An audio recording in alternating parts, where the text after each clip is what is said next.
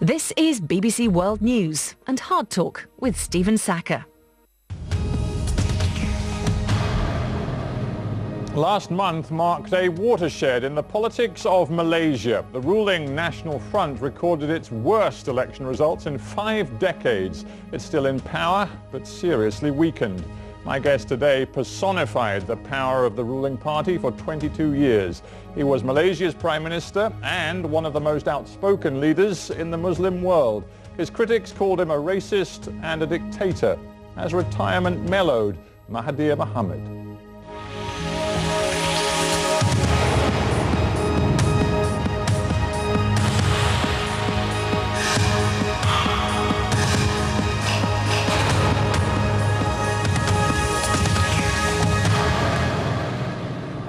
Dr. Mahathir Mohamad, welcome to Hard Talk. Thank you. Let's start with that election result last month. Does it mark the beginning of the end of Malaysia's ruling party? Not necessarily. Unless no action is taken, of course, it may result in that. But if proper action is taken, including, of course, the present Prime Minister leaving his seat of power, it may be possible to bring back the Barisan National Front in order to become again a very strong ruling party. You're saying that Prime Minister Abdullah Badawi has to be kicked out for the ruling party to recover? Well, not so strong as that. He can step down. I stepped down in my time.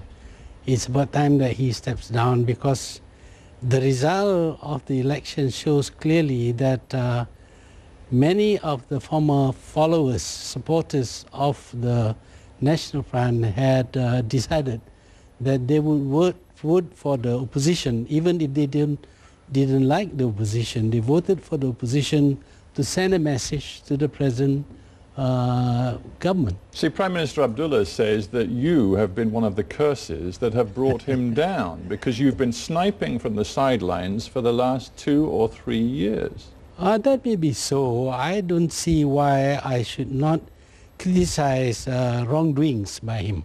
What wrongdoings? Well, in the first place, the government promises to remove corruption and things like that, but the government is found to be corrupt. You are tearing your own party apart, though. That is the problem, and that's what many people inside your party believe. Yeah, sometimes it may be necessary. I told people I'm a doctor. If I find one leg becoming gangrenous, I remove it. Now, he has said, Prime Minister Abdullah, that he will go eventually, but is your message to him that he has no time? He must go now? He must go now, because he will take time to revive the party for the next election. Isn't the truth of what we see in Malaysia today that the real discontent isn't so much with Prime Minister Abdullah, it is with the system and the ideology that you bequeathed to your country? Well, the system and the ideology had been there for the last 50 years. It's worked very well. We had always won elections. People always supported us. And the country has done very well during that 50 years with that system. But the indications are, and the opposition succeeded by saying to the public, we no longer want this racially defined system inside Malaysia. And it was the racial definition that was the platform upon which you succeeded in running Malaysia for 22 years. I think that's wishful thinking on the part of foreign critics. But the fact is that this election result was due to disaffection on the part of the ruling party's supporters with the present leadership. Well, let me just quote to you the words of the new head of Penang State. And let's not forget, these results saw 5 very big and wealthy states go to the opposition. The new head of Penang State, Mr. Lim Guan Eng, he says, we want a state administration that is free from corruption and cronyism. We are here to build a Penang State for all. You didn't build a Malaysia for all, did you? I did. If you look at Malaysia today, everybody is has enjoyed a very good life there. They have become very prosperous. Malaysia was one of the fastest growing countries in the world. And if you look at the different races, you can find that they all benefited from that government. So it is, of course, necessary for opposition parties to make remarks like that. Well, they're not making it up, are they? Let's look at your new economic policy, which you pursued for so long. It favours ethnic Malays in so many different ways, from public sector appointments to university places to advantageous acquisition of stocks, discounts on housing. I don't know where to stop. There are so many different ways in which you ran an unequal system. No, this was a policy which was initiated by my predecessors. It was necessary to... You ran it for 22 years. You had ample opportunity to change it. Yes, I had ample opportunity to implement in a way that will correct imbalances that existed in Malaysia since the British days. And unless these imbalances are corrected, there's bound to be another racial riot as happened in 1969. But the point is, 80,000 Indians, for example, were on the streets protesting long and loud last November because they are no longer prepared to live with the racial division that you set in the stone. Why now?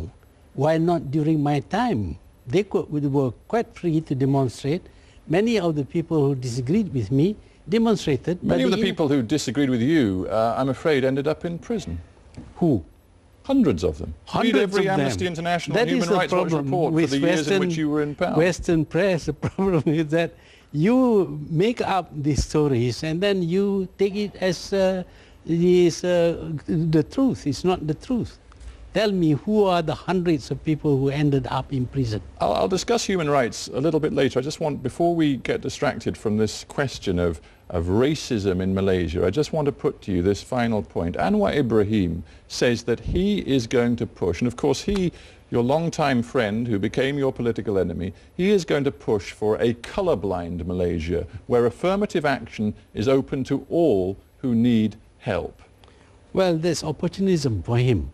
Now that he's out of the government, he was in the government for a long time, he never made any complaint, he never did anything to... well, he certainly made a complaint when you locked him up. Well, that was not the reason why he was locked up. He was accused of sodomy, he was accused of abuse of power, he was tried in court 9 months, and he was defended by 9 lawyers, and he was found guilty. I didn't throw him into... Trumped up charges says not just Human Rights Watch, Amnesty International, but I've been looking through the record, the Canadian government, the White House, the International Commission of Jurists, all of them expressed grave and deep concern with the way in which your judicial system treated Anwar Ibrahim. Yes, you're free to say so, but... well, no, I'm not saying it. I'm just quoting to you all the people who did say it. What is the record of these countries?